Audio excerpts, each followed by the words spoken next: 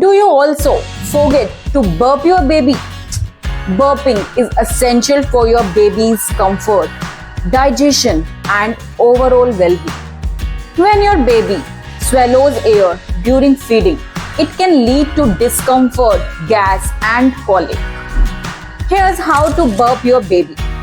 Sit upright, support the head, gentle pat the back, check for burps. Regular burping can prevent gas and colic, promote digestive health, reduce fussiness. Remember to burp your baby after every feeding and be patient with the process. Thanks for watching. Watch our full video on our YouTube channel.